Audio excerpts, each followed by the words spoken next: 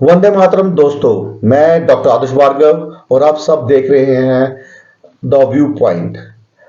आप सबसे रिक्वेस्ट है कि इस चैनल को आप सब्सक्राइब कीजिए, वीडियो को लाइक कीजिए और जितना ज्यादा पॉसिबल हो सके अपने फ्रेंड सर्कल में, दोस्तों में इस चैनल को शेयर कीजिए और बेल आइकन को दबाना मत भूलिए, क्योंकि जैसे मैं वीडियो अपलोड करूंगा, जहां हम कुछ भी कंटेंट डालेंगे तो उसका नोटिफिकेशन आपको इमीडिएटली मिल जाएगा। आज मैं अपना आपके साथ रूबरू हूँ। दो इम्पोर्टेंट इवेंट्स हुए हैं पिछले 24 घंटे में। उसमें एक साइंस एंड टेक्नोलॉजी से रिलेटेड है और दूसरा स्पोर्ट्स से। साइंस एंड टेक्नोलॉजी में जो हमारा है वो है जो अभी मिशन लूनर या जो चंद्रयान मिशन, दो कंट्रीज चला रही थी, जिसमें एक रशिया और एक भारत। रशिया का लूना 25 था और भारत का चंद्रयान 3। कल एक बहुत दुखद घटना घटी है कि जो रशिया का अटेम्प्ट था लूना 25 लेके, वो उनका जो चंद्रयान है वो क्रैश लैंड कर गया सम टेक्निकल ग्लिच या हिकअप्स के कारण। और नो डाउट इस समय हम भारतीय भी एक अभियान में या मिशन पे हैं, चंद्रयान तीन पे। बट मैं दिल से कह सकता हूं कि इस समय जब रशिया अपने इस मिशन में फेल हुआ है, जब उनका चंद्रयान जो है रॉकेट है वो क्रैश लैंड किया है, तो सब भारतीय दुखी हैं। इसका एक कारण है कि भारतीय एक हेल्दी कंपटीशन करते हैं, किसी से द्वेष नहीं रखते, या कोई भी ऐसा नहीं है कि वो हम भारतीय कभी की हम नहीं जी वो पहले ही पहुंच रहे हैं। क्योंकि ये जो मिशन होते हैं ना साइंस एंड टेक्नोलॉजी से, ये ह्यूमैनिटी के लिए होते हैं, मानवता के लिए होते हैं, पूरे विश्व का एक कॉमन गोल पे होते हैं। तो ये कोई इंडिविजुअल देश का नहीं होता है, या किसी का ये कि श्रेय लेने की होड़ नहीं है इसमें। तो चंद्रयान, और दूसरा हम भारतीय रशिया से एक हमारा काफी पुराना दोस्ती का संबंध रहा हुआ है, और रशिया ने टाइम टाइम काफी सपोर्ट भी की हम लोगों की। हम जब टफेस्ट टाइम में थे तो वो रशिया पूरे विश्व के साथ सामने हमारे लिए खड़ा रहा, और इसलिए हर भारतीय कहीं ना कहीं पे इमोशनली अटैच है रशिया से। और ऐसे भी जब से रशिया जो यूएसएसआर से वो विघटन हुआ है, टूटा है रशिया, तो भारतीय कुछ ज्यादा ही इमोशनल रहे हैं रशिया से। तो एक तो मैं आपको थोड़ा चंद्रयान 3 के बारे में तो मैं पूरी डिस्क्रिप्टिव वीडियो शेयर करूंगा, क्योंकि वो इवेंट है जिसके लिए शायद हमारे दिलों की धड़कनें रुक गई थी लास्ट टाइम, जब चंद्रयान 2 का वो लास्ट के मोमेंट्स में हमने वो लिंक डिसलिंक हुआ था। तो हम भारतीय वो रात भूले नहीं है। और अब हम समझता हूं कि जिस तरीके से हमारे इसरो के साइंटिस्ट काम कर रहे हैं रात दिन, और छोटी छोटी छोटी जो बारीकियां उन पर भी काम करके उस अभियान को सफल बनाने की कोशिश कर रहे हैं। तो उस चंद्रयान के लिए मैं अलग एक्सक्लूसिव एक दिन आपके पास आऊंगा, और वो टाइम मोस्ट प्रॉब्ली रहेगा after when our Chandrayaan 3 landed on the surface of the moon. This will be a historical moment. सब उस टाइम को नोट रखिए। वो लगभग 23 अगस्त 2023 शाम के लगभग 6:04 के आसपास कहा जा रहा है कि हमारा जो चंद्रयान 3 है वो टच डाउन करेगा सरफेस ऑफ द मून। तो कृपया आप कनेक्टेड रहिए, टीवी सेट्स पर रहिए, छुट्टी ले लीजिए आप, ऑफिस में जो बाजार जाना, मार्केट जाना, सब काम करके इसको आप लाइव देखिए, क्योंकि ये ऐतिहासिक मूवमेंट रहेगा ना सिर्फ भारतीयों के लिए, बल्कि एक पूरे विश्व या मानवता के लिए एक बहुत बड़ा इवेंट रहेगा। अब मैं थोड़ा ब्रीफ में रहते हुए पहले मैं आपसे थोड़ा सा ब्रीफ स्टोरी बताऊंगा कि लूना 25 क्या है। लूना 25 जो है हमारा रशिया का पिछले 5 डिकेड या 50 साल में एक पहला प्रयास था लूना 25। और इसमें जो रहा है कि जो इसको टेक ऑफ हुआ था, ये लगभग हुआ था 10 अगस्त को टेक ऑफ हुआ था। और टेंटेटिव इसका जो लैंडिंग का टाइम था वो था आज के दिन, मींस की 21 अगस्त को प्रपोज था कि ये लैंड करेगा, बट अनफॉर्चुनेटली किसी टेक्निकल हिकअप से वो क्रैश लैंड कर गया 20 तारीख को ही। तो और ये जो जिसने उड़ान भरी थी वो था हमारा जो रशियन स्पेस एजेंसी है, रॉसकॉस्मोस। और लॉन्च हुआ था ये हमारा वॉस्टो की कॉस्मोड्रोन, जो ईस्टर्न रशिया में इनका लॉन्च स्टेशन है, वहां से 10 अगस्त को ये लॉन्च हुआ था। और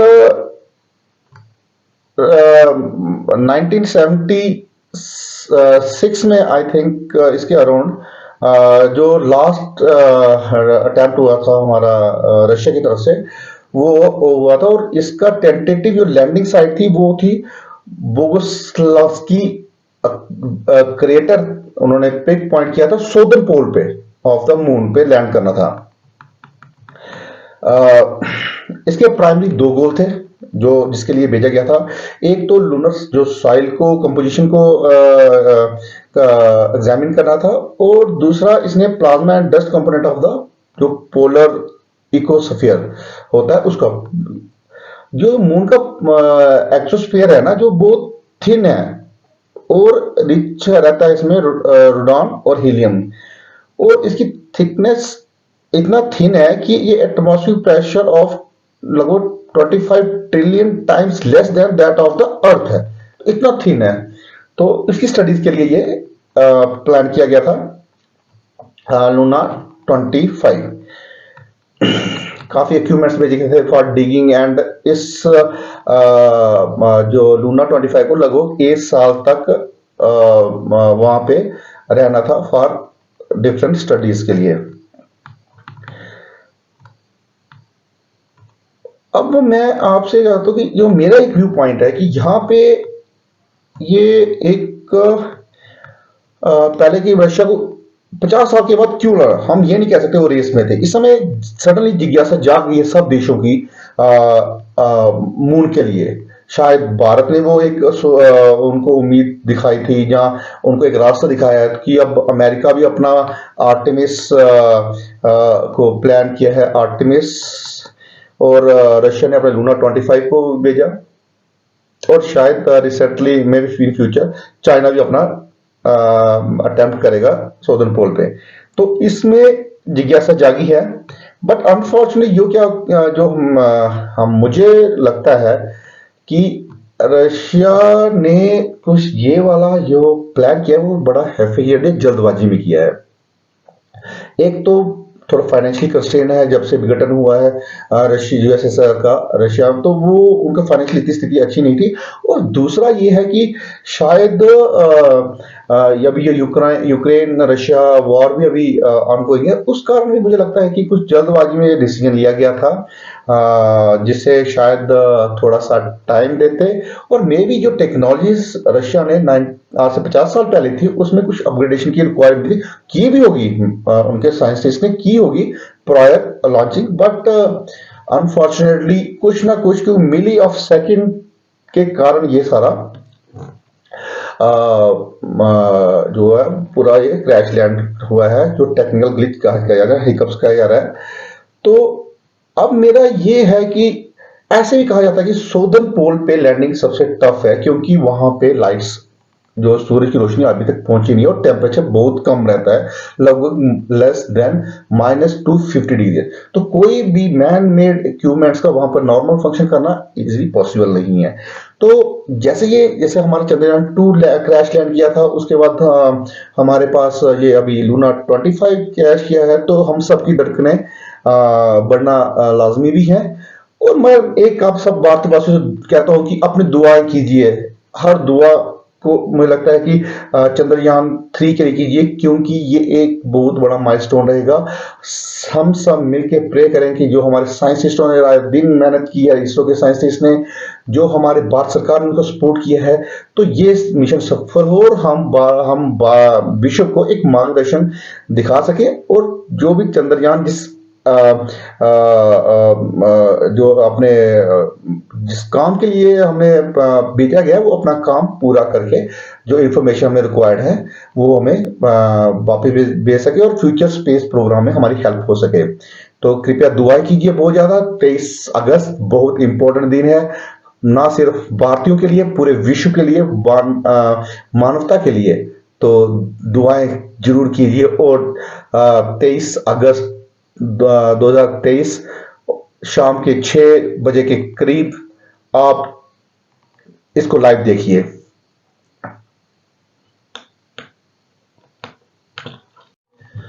और जो दूसरी खबर मैं आप लोगों के साथ डिस्कस करना चाहता हूं वो है भारतीय क्रिकेट टीम की सिलेक्शन। काफी डिले होता होता आखिर आज बीसीसीआई ने अपनी भारतीय cricket team senior Asia cup के लिए उसका अनाउंसमेंट की है। एक प्रेस कॉन्फ्रेंस में हमारे जो चीफ सेलेक्टर हैं अजीत अगरकर और जो हमारे कैप्टन है रोहित शर्मा, उन्होंने टीम को अनाउंस किया after proper discussion.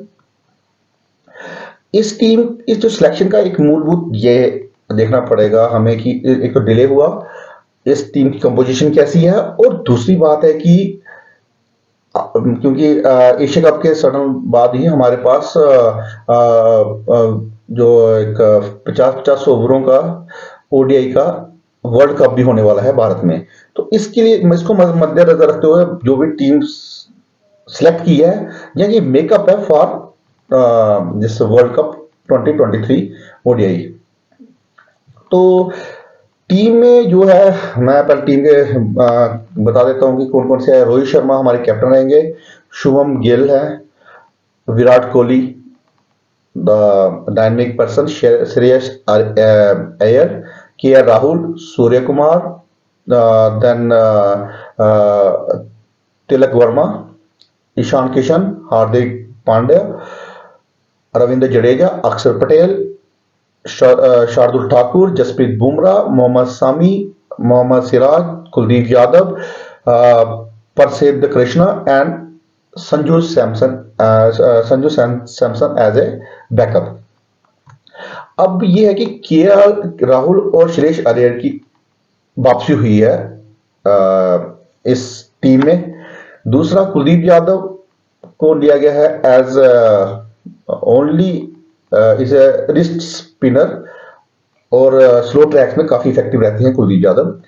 Ishan Kishan जो है उनको as a third choice opener after Rohit and Shubman Gill. Tilak Varma को मेडन कैप ओडीआई में दी गई है, कॉल है उसको उनके लिए ओडीआई में, क्योंकि उन्होंने जो 5 इंटरनेशनल T20 हुए हैं वेस्ट इंडीज में, अच्छा परफॉर्म किया है उसमें। प्रसिद्ध कृष्ण को भी वापसी मिली है ओडीआई सेटअप में। जो नंबर 4 पे अब हमारे पास कोई एक क्लैरिटी नहीं बनी है। जब उनसे पूछा भी गया कि ये 4th नंबर पे कौन प्रॉपर खेलेगा, तो उन्होंने एक स्माइल दी है कि इट्स नॉट वन पोजीशन। तो हमारे पास ये रहेगी जो क्रक्स में है, बैटर हमारे पास रहेंगे रोहित शर्मा, शुभम गिल, विराट कोहली, श्रेयस अय्यर, के राहुल, सूर्य कुमार यादव, तिलक वर्मा, ईशान किशन। और ऑलराउंडर में लिया गया है हार्दिक पांड्या। हार्दिक पांड्या को एज ए वाइस कैप्टन भी सिलेक्ट किया गया है। रविंद्र जडेजा, अक्षर पटेल। बॉलर में शार्दुल ठाकुर, जसप्रीत बुमराह का बहुत इंपॉर्टेंट है कि एक कम बैक कर रहे हैं आफ्टर 6-7 मंथ बैक इंजरी से, स्पाइन इंजरी से। और इनका जो अपनी फिटनेस प्रूव की इन्होंने अभी जो आयरलैंड के साथ T20 जो T20 मैचेस हो रहे हैं उसमें उन्होंने अपनी फिटनेस प्रूव की है। मोहम्मद सिराज, कुलदीप यादव, मोहम्मद सामी, प्रसिद्ध कृष्णा एंड रिजर्व में रहेंगे संजू सैमसन।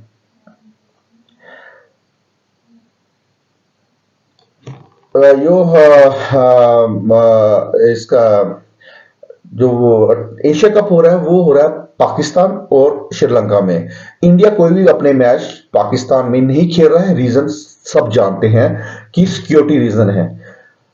पाकिस्तान जितनी मर्जी plea they they but definitely वहां पे फूड प्रूफ सिक्योरिटीज कभी भी पाकिस्तान में नहीं हो पाई। और अभी जो रिसेंट इवेंट हमेशा कभी ब्लास्ट हो जाते हैं मस्जिद में, कभी इवन टीटीपी एंड कुछ मिलिटेंट ऑर्गेनाइजेशन का भी नाम दिया गया था कि आए दिनों वो कोई ना कोई बम ब्लास्ट गन बैटल वो चल ही रहा है।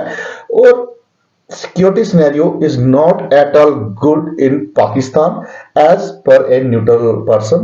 तो भारतीय सरकार ने और बीसीसीआई ने डिसाइड किया कि हम कोई भी मैच पाकिस्तान में नहीं खेलेंगे। और मैं सपोर्ट करता हूं इसका कि हमारे खिलाड़ियों की सुरक्षा सबसे प्राइम है और इंपॉर्टेंट है।